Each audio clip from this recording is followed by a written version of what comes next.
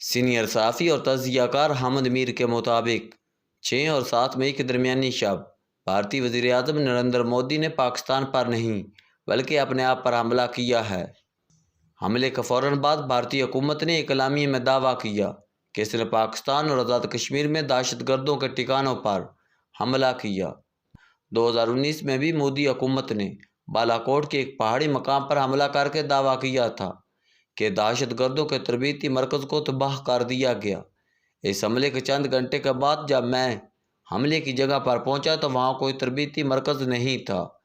جس طرح کا جھوٹ بھارت نے 2019 میں بولا، ویسا ہی جھوٹ 2025 میں بولا گیا۔ اس مرتبہ بھی پاکستان اور آزاد کشمیر میں میزائل حملوں کے ذریعے 26 بے گناہ پاکستانیوں کو شہید کیا گیا، جن میں بچے بھی شامل تھے اور 35 زخمی خواتین بھی شامل تھیں۔ بھارت نے 22 اپریل کو پہلگام میں سیاحوں پر حملے کی ذمہ داری پاکستان پر ڈالی اور پاکستان کے خلاف کوئی ثبوت پیش نہیں کیا۔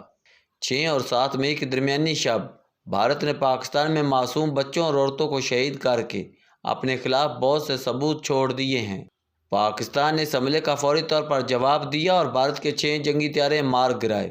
بھارت کے 4 جنگی طیارے پاکستان ایئر فورس کے شاہینوں نے ڈاگ فائٹ میں مار گرائے، جبکہ 2 جنگی طیارے پاکستان کے ایئر ڈیفنس سسٹم سے فائر کیے جانے والے HQ-9 میزائلوں کا نشانہ بنے۔ 7 مئی کی صبح جب دن کی روشنی نمودار ہوئی تو بھارتی میڈیا نے اپنے ایئر فورس کے نقصانات دکھانے شروع کر دیے۔ اب نریندر مودی کو لینے کے دینے پڑ گئے ہیں۔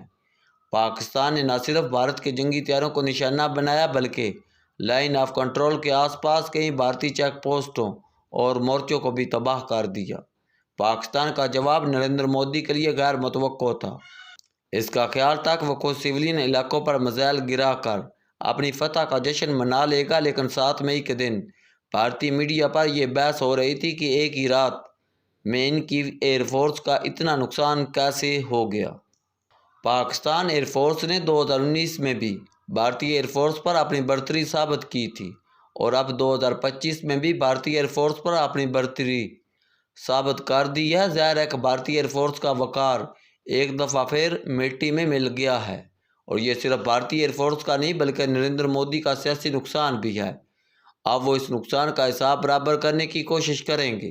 پاکستان نے پہل نہیں کی، پاکستان نے صرف جوابی کارروائی کی ہے، اور اب بھارت نے دوبارہ پاکستان کے خلاف جارحیت کی تو پہلے سے زیادہ سخت جواب ملے گا۔ کئی عالمی رہنما پاکستان اور بھارت کو باقاعدہ جنگ سے گریز کا مشورہ دے رہے ہیں۔ جنگ کسی مسئلے کا حل نہیں، لیکن پاکستان نے جنگ کا آغاز نہیں کیا۔ اب بھی جارحیت کا آغاز بھی بھارت نے کیا اور میزائل حملوں کے ذریعے سول آبادی کو نشانے بنانے کا آغاز بھی بھارت نے کیا۔ یہ نہیں ہو سکتا کہ بھارت جب چاہے حملہ کرے اور جب چاہے سیز فائر کرے۔ پاکستان کو چاہیے کہ سیز فائر کو سندھ طاس معاہدے کی بحالی سے مشروط کرے۔ سندھ طاس معاہدے کو معطل کرنے کا اعلان دراصل جنگ کا آغاز تھا۔ عالمی برادری اور اقوام متحدہ بھی یہ پہلو نظر انداز نہ کرے کہ سندھ طاس معاہدہ معطل کرنے کے بعد بھارت نے پاکستان کے دریاؤں کا پانی بند کرنے کا اعلان کیا۔ اگر بھارت سندھ طاس معاہدہ بحال نہیں کرتا تو پھر پاکستان شملہ معاہدہ معطل کرنے کا اعلان کرے۔ شملہ معاہدہ نے 1948 کی سیز فائر لائن کو لائن آف کنٹرول میں تبدیل کیا تھا۔ عالمی قوانین کے مطابق جب 2 ممالک ایک 2 طرفہ معاہدے میں لائن آف کنٹرول پر اتفاق کر لیتے ہیں تو پھر اس کا دفاع دونوں ممالک کی ذمہ داری ہے۔ لیکن اگر یہ لائن آف کنٹرول ختم ہو جائے تو پھر کشمیریوں کو آر پار آنے جانے سے روکا نہیں جا سکتا۔ کشمیریوں نے اس لائن آف کنٹرول کو کبھی تسلیم نہیں کیا۔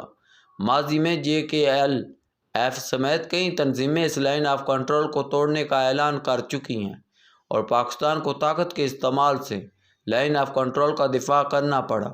اگر شملہ معاہدہ معطل ہو جائے تو لائن آف کنٹرول بھی معطل ہو جائے گی۔ پاکستان کے پاس شملہ معاہدے کو معطل کرنے کا ٹھوس جواز موجود ہے۔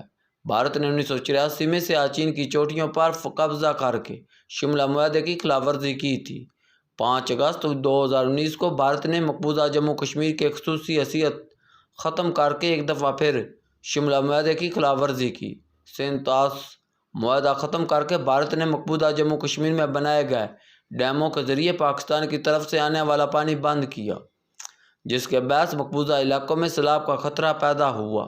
بھارت کی آبی جارحیت نے صرف پاکستان کے لیے نہیں بلکہ مقبوضہ کشمیر کے لوگوں کے لیے بھی خطرات پیدا کیے ہیں، لہذا اس آبی جارحیت کو روکنے کے لیے شملہ معاہدے کی معطلی کا اعلان کوئی جارحیت نہیں بلکہ ایک دفاعی رد عمل کہلائے گا۔ ہمیں نہیں بھولنا چاہیے کہ اکتوبر 1947 میں بھارتی حکومت نے برطانیہ کی ملی بھگت سے سری نگر پر فوجی قبضہ کیا تھا، جس کا نتیجہ ایک جنگ کی صورت میں نکلا۔ اس جنگ کو روکنے کے لیے پاکستان نہیں بلکہ بھارت نے اقوام متحدہ سے فریاد کی تھی۔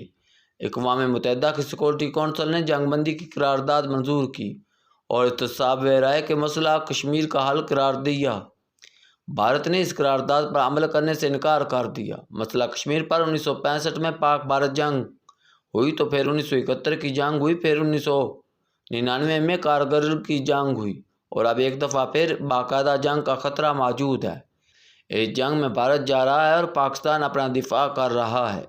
پاکستان اپنے کار درست انداز میں کرے اور قومی یکجہتی کو قائم رکھے تو اس مرتبہ کشمیریوں کے لیے بہت سا ریلیف لے سکتا ہے اور 1971 کی شکست کا بدلہ بھی لے سکتا ہے۔